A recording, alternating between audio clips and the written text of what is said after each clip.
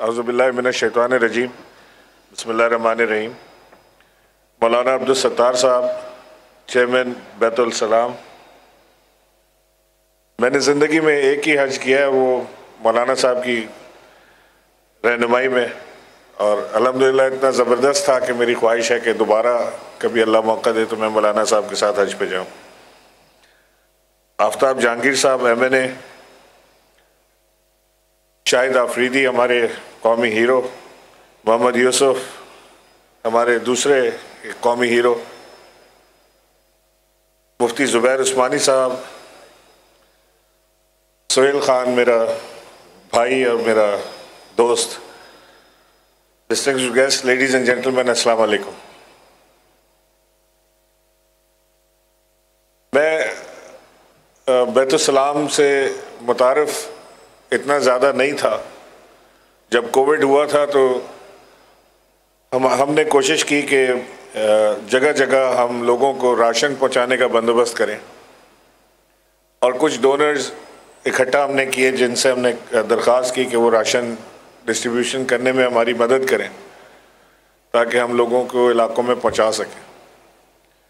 तो उन डोनर्स ने एक अजीब सी कंडीशन डाली। उन्होंने कहा कि जी ठीक है हम करेंगे, लेकिन डिस्ट्रीब्यूशन हम बैतुल सलाम के थ्रू करेंगे। मैंने ऐसे जहन में सोचा, मैंने कहा यार कोई बैतुल सलाम एक मदरसा है, लेकिन इतना ऑर्गेनाइज कैसे होगा कि वो हर इलाके में जाके इसको डिस्ट्रीब्यूट करें और तरीके से लोगों तक चीज़ें पहुंच जाएं। बहरहाल क्योंकि हमारे डोनर्स की ये ज़िद थी कि उन्होंने बैतुल सलाम के थ्रू ही करना है, तो हमने कबूल की। और इसी दौरान मुझे कुछ एम्बेसीज़ ने अप्रोच किया कि वो राशन डोनेट करना चाहते हैं। वो भी हमारे पास आ गया राशन।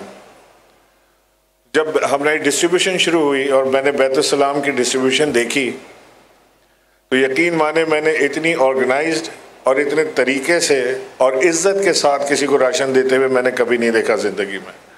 तो मैं बैतुल सलाम का उस वक्त मैंने सोचा कि ये जो मदरसा अपने स्टूडेंट्स को इतनी तहजीब या सिखा रहा है, न सिर्फ डिस्ट्रीब्यूशन ऑर्गेनाइज थी बल्कि जो एक इज़्ज़तदार तरीका था, जो राशन लेने वाला था उसे भी बुरा ना लगे कि उसे कोई उसकी इमदाद दी जा रही है या मदद ले रहा है, वो मैंने एक देखा। और मेरी ज़िंदगी के इस वक्त मैंने वो नई चीज़ एक सीखी कि अगर तरीके से कोई चीज़ ऑर्गेनाइज़ की जाए तो वो बेहतरीन होती है।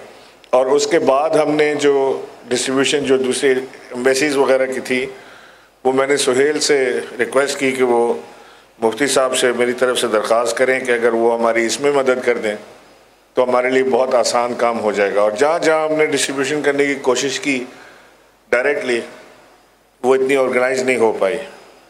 वहाँ से मुझे थोड़ा सा इसका कॉन्सेप्ट क्लियर हुआ। लेकिन आज इस मदरसे में आके मैं ये यकीन से आपसे कह सकता हूँ कि मेरी आंखें खुल गई हैं। मैंने अपनी ज़िंदगी के बड़े अरसे में मैंने मदारिस नहीं देखे थे, लेकिन गवर्नर का मनसब संभालने के बाद मैंने मदारिस में जाना शुरू किया। पिछले दिनों मेरा इत्तेफाक जामिया रशीदिया में जाने का हुआ। मैं वहाँ से बड़ा इम्प्रेस होकर आया था कि जिस किस्म की तालीम वहाँ पर दी जा रही थी इस्लामी तालीमात के साथ साथ, वो एक इंतहाई मुतासिर कुन मेरा ज़िंदगी का तजुर्बा था। और आज जब मैंने ये देखा है मदरसा, ये यकीनन पाकिस्तान के किसी भी आला मयारी स्कूल के किसी स्टैंडर्ड से कम नहीं है, बल्कि शायद उससे एक कदम आगे ही होगा। और यहाँ पर जो तालीम दी जा रही है वो बिल्कुल फ्री तालीम दी जा रही है। और जो बच्चों की तालीम का मयार अभी आपके सामने डिस्प्ले हुआ, जिसमें A ग्रेड्स, यानी इसमें सिर्फ अंग्रेज़ी बोलने की बात नहीं है कि वो अंग्रेज़ी किस एक्सेंट से बोल रहे हैं, वो अंग्रेज़ी इज़ जस्ट अ लैंग्वेज। तो अंग्रेज़ी बोलने वाला आदमी तालीम याफ्ता समझा जाता है हमारे मुल्क में, कि जिसको अंग्रेज़ी आ गई उसको वो तालीम याफ्ता हो गया, जिससे अंग्रेज़ी ना आई वो तालीम याफ्ता नहीं है। हालांकि दुनिया के मुख्तलिफ ममालिक में ऐसा नहीं होता, लेकिन तालीम इस खित्ते के अंदर तालीम हासिल करना में बहुत आसानी हो जाती है अगर अंग्रेज़ी आपको आती हो और आपको इंटरनेशनल बैरियर्स क्रॉस कर लेते हैं फौरी तौर से। तो मैंने जो यहाँ पे देखें, जो बच्चों के ग्रेड्स जो अभी बता रहे थे इंटरव्यू में, 2 A स्टार 3 A, ये ग्रेड्स किसी आम तालीम से नहीं आ सकते। ये उन्हीं मदारिस में आ सकते हैं जहाँ पर असातिज़ा की तवज्जो उनके बच्चों पर रहे, जहाँ पर पढ़ाने का एक पैशन उनके अंदर मौजूद हो, जहाँ पर एक विज़न लेकर वो आगे बढ़ रहे हो, वहाँ पर ये बात हो सकती है। उसके अलावा ये काम हो नहीं सकता। तो जो पैशन और जो विज़न और जो मोहब्बत मैं मौलाना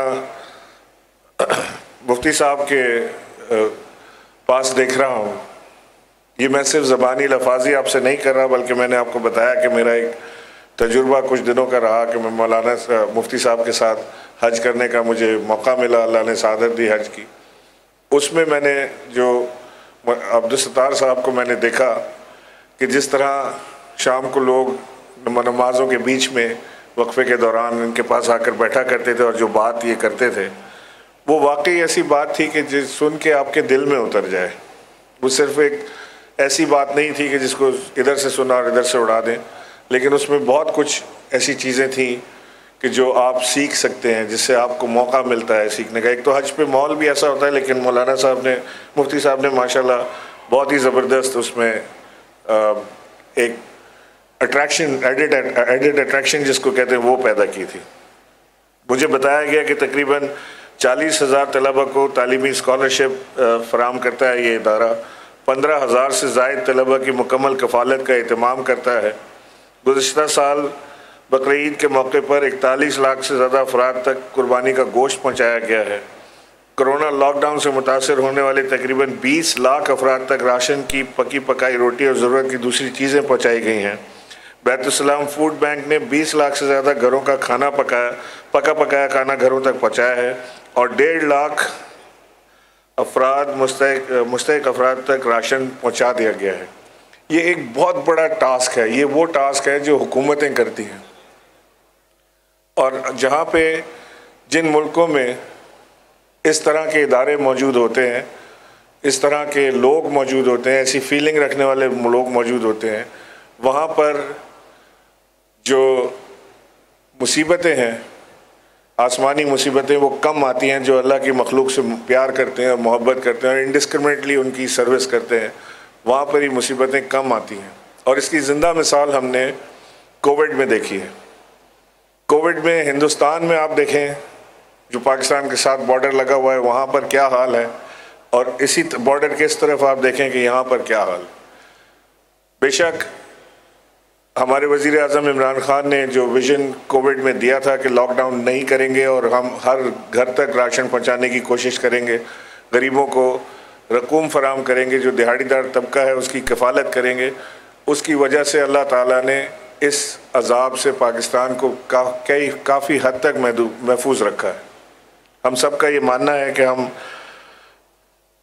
अपने नबी करीम सल्लल्लाहु अलैहि वसल्लम के चाहने वालों में से हैं, उनकी उम्मत में से हैं, तो फिर हमारे अमाल भी अपने आका की तरह करने की हमें कोशिश करनी चाहिए, और इन्हीं चीज़ों से अल्लाह ताला हमसे राज़ी भी होता है। मैं आखिर में मुफ्ती साहब आपका बेइंतहा मशकूर हूँ, आपकी तमाम टीम का मशकूर हूँ। आपने मुझे यहाँ बुलाया, इज़्ज़त दी, मैं आपका बेइंतहा मशकूर हूँ इस सारे काम के लिए। जो काम आप यहाँ पर कर रहे हैं, जो बच्चों को अट्रैक्शन आप दे रहे हैं ओलंपियाड के ज़रिए, ये बच्चों के लिए एक इंतहाई अट्रैक्टिव चीज़ यूँ है कि मैं कभी तसव्वुर नहीं कर सकता था कि ग्रामर स्कूल के बच्चे या बीकन हाउस के बच्चे या एलीट क्लास के जो स्कूल्स हैं उनके बच्चे किसी मदरसे का रुख भी कभी करेंगे। मदारिस को कभी भी, यानी 2 क्लासें पाकिस्तान में पैदा हो गई थी। एक वो क्लास जो एलीट स्कूलों में जाती है और एक वो क्लास जो मदारिस में जाती है, और ये 2 डिफरेंट एलियंस थे। ये जो क्लास जो मदारिस में जाती थी, इसका ज़ीरो कनेक्शन था उस क्लास के साथ जो एलीट स्कूल में जाती थी। लेकिन ऐसे इंस्टीट्यूशन के क़याम से जहाँ पर आप एलीट और दीनी तालीमात को और मदारिस के बच्चों को मिक्स कर रहे हैं, वहाँ पर एक मौका फराम कर रहे हैं मदारिस के बच्चों को कि वो हर वॉक ऑफ लाइफ में परफॉर्म कर सकें। तो ये ख़ुद अपनी ज़ात में एक बहुत बड़ा काम है, कार खैर है जो आप सर अंजाम दे रहे हैं, और इसका जो इम्पैक्ट आएगा हमारी सोसाइटी पे, वो शायद आज से 10 साल या 20 साल के बाद आए। मुमकिन है कि हम वो देखने के लिए इस दुनिया में ना हो, लेकिन मैं आज ये देख रहा हूँ कि जो आने वाला वक्त है पाकिस्तान में, जो पाकिस्तान की नौजवान नस्ल के पास पाकिस्तान को ट्रांसफ़र होना है, जिनके पास जाना है, वो नस्ल आज यहाँ इस मदरसों में, ऐसे मदरसे में तैयार हो रही है। और अल्हम्दुलिल्लाह ये बड़े इत्मीनान के साथ मैं ये कह सकता हूँ कि ये नस्ल जो यहाँ पे तैयार हो रही है, ये पाकिस्तान को सही सिमत में, सही डायरेक्शन में लेकर जाएगी। मैं अभी यहाँ पर बैठा देख रहा था मुफ्ती साहब के पास कि यहाँ पे स्क्रीन पर चल रहा था कि वो बाइक्स आप बच्चों को देते हैं। तो मैं अपनी तरफ से आपके लिए, बच्चों के लिए 20 बाइक्स का पेश करना चाहता हूँ। वो आपका 100 का नंबर शायद उससे पूरा हो जाए। मैं आपका बहुत मशकूर हूँ जी। अस्सलाम वालेकुम।